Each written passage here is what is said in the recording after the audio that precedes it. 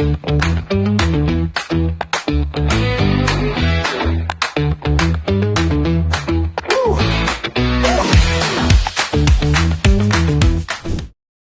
let's dive into questions. To kick things off, Mr. Jayakumar, Toonz was among the first Indian studios to bet big on original IPs. What inspired that vision in a market that was largely focused on outsourcing? Yeah, so this was at a time, this was in early 99, we started the studio. And we also started as an animation outsourcing, studio, because at that particular point in time, there was no other animation studios for us to learn from. This is one of the oldest studio in terms of scale and size. So we started. But then very soon I realized that we had an American CEO at that particular point in time, but then the investors have pumped in a significant amount of money into the business, primarily because of training people.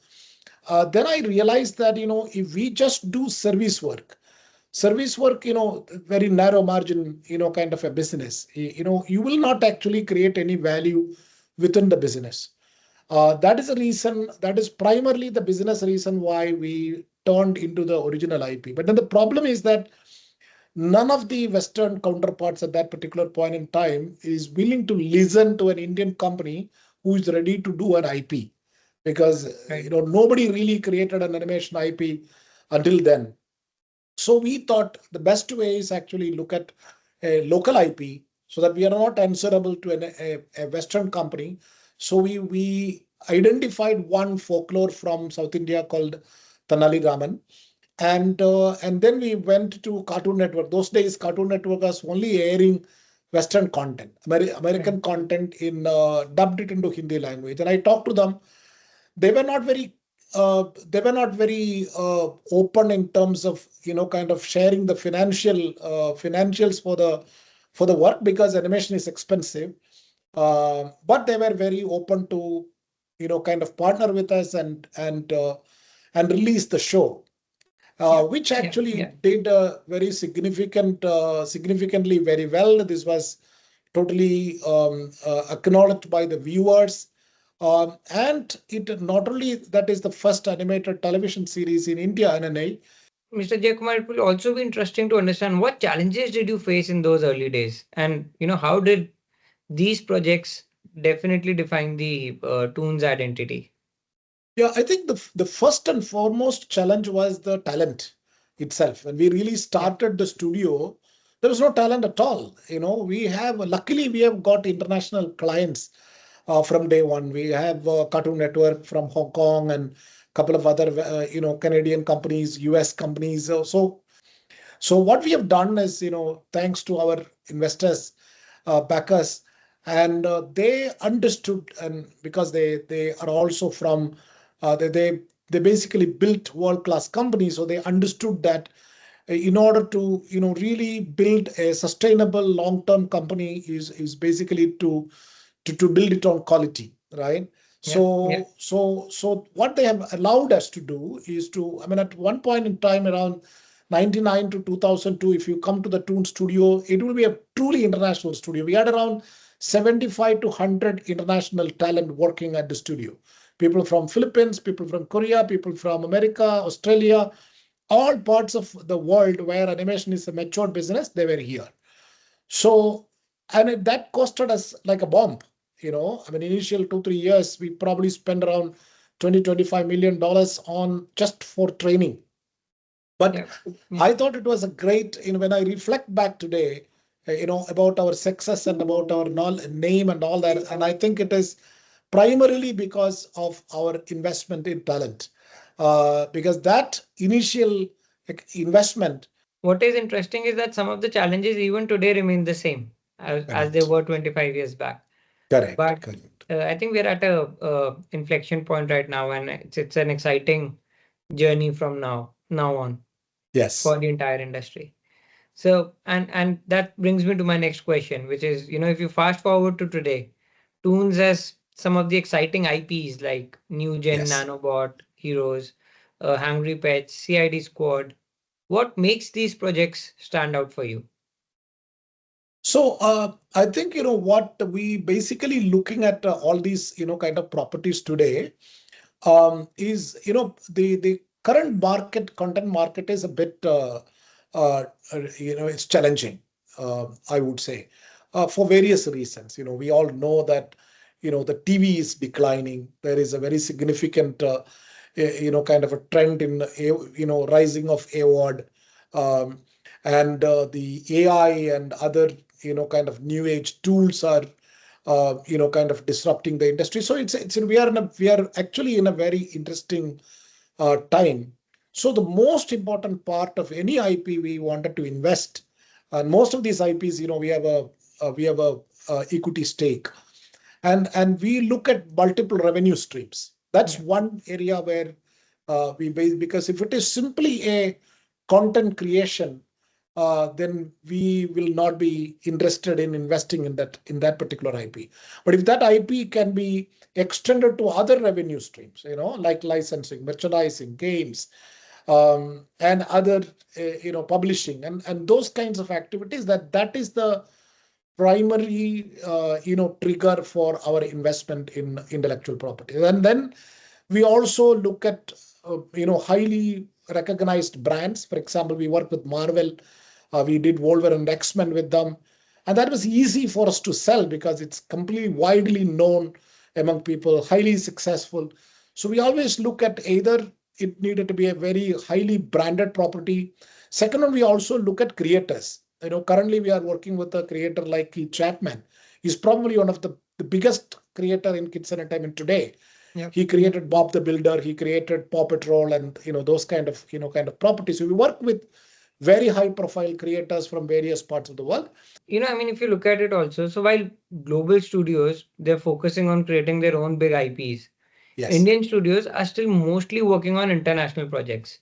But, correct. with Indian stories like Ramayana, which are made at a global scale, and even people like Hans Zimmer involved and OTT platforms making it easier to share original content. How do you see that, Indian studios close the gap and start building their own strong IPs? And also, is there space for only big budget studios, or do you think even small creators can succeed? So I think, definitely the digitization has democratized the creator economy to a large extent. I'll tell Right. you one example. There is a company in Chennai. He was just a simple, kind of musician, and then he created a couple of videos for kids, and then suddenly it became a worldwide hit. It is called Choo Choo TV, and Right. probably one of the top top 10 YouTube channels around the world. And he Oh, was basically, kind of, and he has no background about it. So I think today, if you really look at the creator economy, it is not the large studios, it is the individual creators who has a great idea, who basically has the, and articulating their ideas to their community and the fan base, then they are able to really make a lot of money, right? So that is very much there. So I think it is that democratization has already happened. So you don't need to be a big studio in order to venture into this. If you have a small idea, if you have a great idea, if you have an engaging idea with your fans, you can directly deal with them through YouTube, through Facebook, through Instagram. So there are multiple channels available today to basically reach out to people. From a studio point of view, animation is an expensive business. Generally a right. project is a $5 to $6 million bite Yeah, size. So when absolutely. you really invest that kind of money, then you definitely needed to make sure that you have um, kind of these kind of multiple revenue streams in order for you to survive. Because generally this is like a film business, right? Not Yeah, every yeah, project will make money. So it's like a portfolio approach. What you do. right. No, absolutely. And if you look at it also, many now are saying that, the big leap India needs is to make is from being a service provider to Yes. becoming a true creative powerhouse. And that's I what my think next we question. are. Yeah, I think, Ananya, we are on that particular path. correct. The problem is that, if you look at that, a couple of things. Number one is animation has a is still at its nascent stages in India. If you really look at the countries like America, UK, these countries has a very long history. America has more than 100 years of history with animation. India has Right. only 25 years of history. Second one, it is also about a little bit about the filmmaking tradition, right? If you really look at Indian filmmaking, right? I'm not talking about animation. I'm talking about live films, right? Yeah. These films are primarily made for Indian audience in vision, right? Correct. But if you really look at an American filmmaker, he is Yeah. not creating the film for America. He is Yeah. creating the film for the world, Global audience. Absolutely. right? Yeah. So because our stories and the way for our, there are cultural specifics to India which Mm. may not be liked or disliked by kind of outside world. So when you really create a particular content for the liking of your audience, then I think the chances are that you are basically limited to that particular geography, right? But if you Correct. really look at American, let us look at these films, animation films, which are widely popular around the world. Let's look at Lion King. What is Lion King? If you really analyze it very deeply, it is simply a love story between a father and a son, Correct. right? Absolutely. Such a Yeah. Yeah. Yeah. universal theme, very simple Yeah. topic, simple theme, and then they built around a story around it. So when you really build stories on universal themes, very basic theme, look at Finding Nemo, same. It is a story between a father and a son. Son is Absolutely. missing and father's quest to find it. But underlying Mhm. thing is it's a love between the bonding between the father and the son. And the bonding between the father and son is very same for India, China, Brazil, whichever part of the world. It's a very universal theme and anybody can relate to it. And I believe that kind of storytelling, right, is something which, is new to India. Which even this is true because, how many of our mainstream films are going out and really making a mark in the world. Maybe one or two, but we are creating how many films in a year? We are the biggest film creators in the Absolutely. world. Yeah. Yeah. Out of thousands of films, one or two will go. That is not what we want. So I think so that tradition also has a some amount of influence in this. But I believe once our people understand what the global audience wants and how do you create content for global filmmaking, I think rest of the things are there with us. We have the technology, we have the top end artist, so we have execution capability, we have money, so we have everything. So what is really lacking is, I would say, the pre-production capabilities, the storytelling and the pre-production capabilities, and probably a little bit of a directorial skills. But that I'm pretty sure that in the years to come, we will improve, and we will go to the center stage of this IP creation in the world. Yeah, and just to add, I think we now actually have the right channels also, thanks to OTT, to actually, promote Indian narratives globally. Yes. Uh, what we probably need is to find a right balance that Toons has actually done. And that's my next question, that, how do you actually find the right balance between the cultural depth and global relatability? Because for developing the new content, like you said, that it's not just for India, but if you want to create global content, then it has to have a balance between the depth and the relatability. So how Yeah. do you approach that balance? If you really look at the film Coco, Yeah. which Disney made, it's out and out Mexican culture. Right. Uh, but it is very deep. It is not very peripheral. When you really see the film, you need to feel that you are part of that. Part of that film. You are immersed in that. Kind of film. I think that is the magic. And if you identify, I would say, the right writer, the script writer, because the script writing is the key, and the Absolutely. right director who understands the vision, and then kind of package the whole thing into that mode. I think that is the thing. So we are very careful in most of our film, other than Indian films or other than any other specific area kind of films. We always identify the top end writers either from US and UK, and also very top-end director who really understands this medium and the potential of this medium very well. And when you have that kind of a talent package attached to the film, it's highly unlikely that you will have a loser. Yeah. So absolutely, no, I agree. And if you actually, I'll just now move our conversation to policy making and the AVGC XR task force, which has been created, and it's taking some bold steps for the industry. So Yes. from your perspective, what is still missing? Is it policy support? Is it infrastructure, or I mean, completely something else? What do you think is still lacking right now? I would say, at least in the past couple of years, there has been a significant push from Government of India. Yeah. Prime Minister himself in very consecutive 3 or 4 Mann Ki Baats, he basically talked about this particular industry. And during Waves conference, he was making a very inspiring speech, and he basically coined the term "Create in India." We never got this in our 25-year history, Ananya. So that we are very proud of. We are very inspired by that. We think finally at the Prime Minister himself is recognizing the importance of this particular industry, and it is not just an industry; it is soft power, right? Absolutely. So anybody who control this mind space, this entertainment space, there are still a couple of things which I believe the country needed to do. Our number one is in the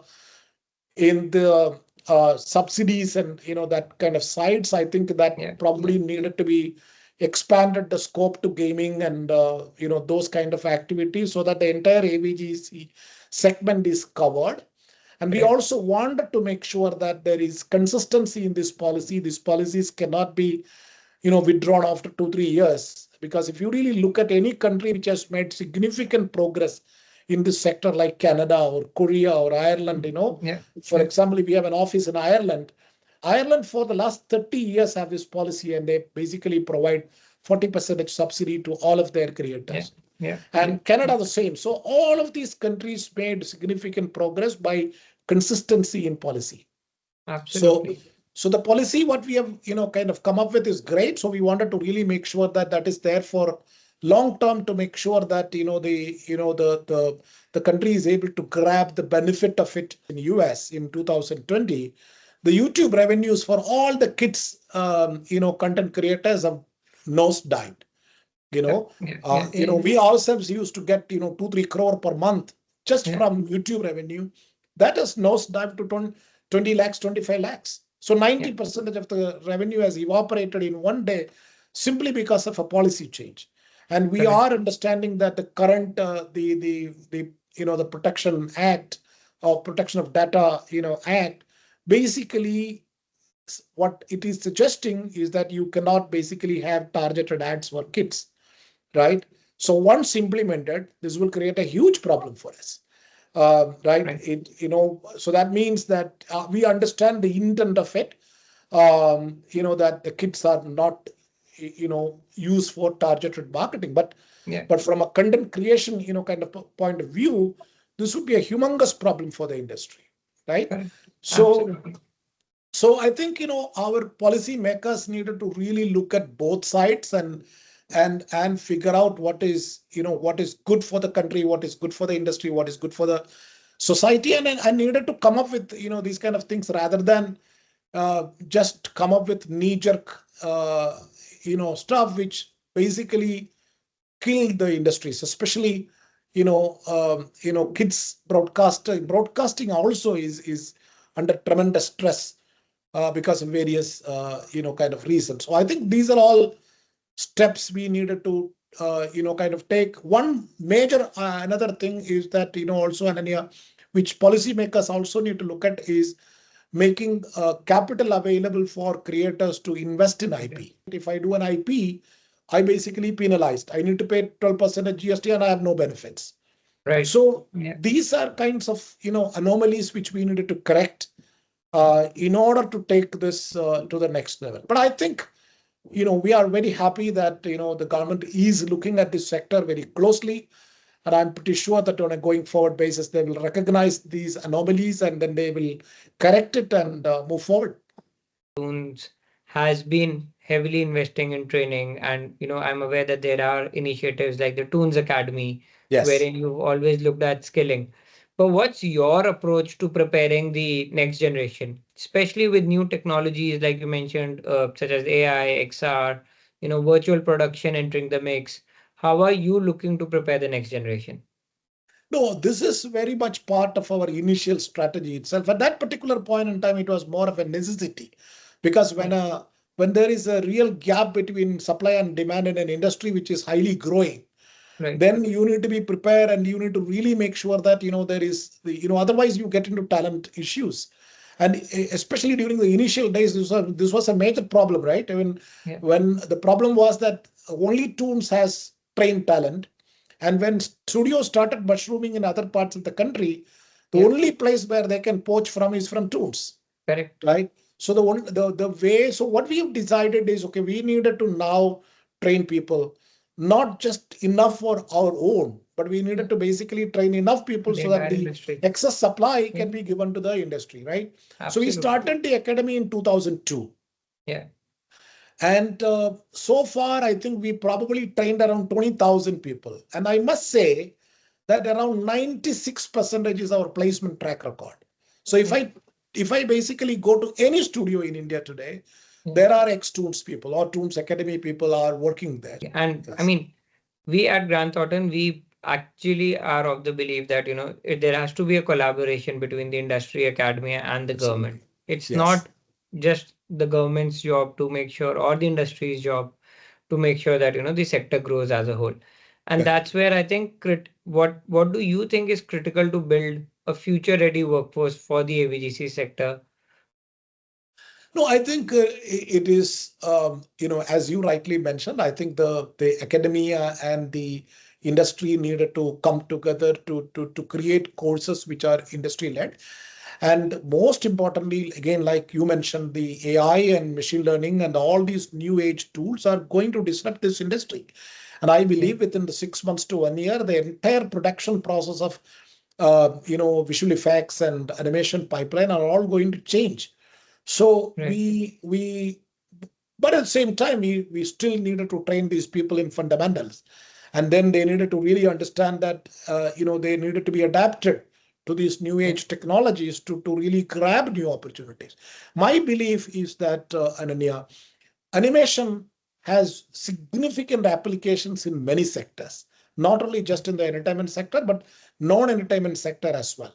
What is dragging it behind is the time it takes. Okay, animation is time consuming. Second is the cost. Okay, so it is cost prohibitive and time consuming.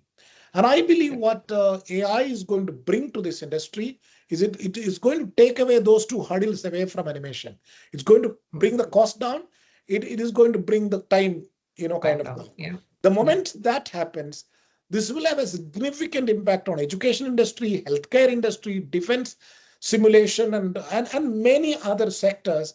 And I believe this is actually a positive thing, provided our workforce is adapted to these new technologies. And that is one key area. So what we are doing is, I have told all of our employees, irrespective of the artist or non-artist, all of them, we have given a 90 days ultimatum to them to really make sure that they are basically getting into the AI tools. If it is artists, then the AI tools related to their functional areas. And if they are non-artists, then, ChatGPT kind of AI tools. So we wanted to really make sure that our employees are, they're not jobless once this total disruption happens. We wanted to make sure that they are at the forefront of this revolution. So we wanted to really make sure that, all of our staff members are adapting to these changes. They understand that these changes are coming and be prepared for these changes. Yeah. No, absolutely. And while it's been a pleasure to talk to you, and I can continue for hours doing that, conscious of time and your busy schedule, we'll just wrap it up with one last question with regards to, how do you see Indian creative economy, and where do you see Indian creative economy 5 years from now? And what are the immediate couple of steps that you would recommend that the industry takes to move in that direction?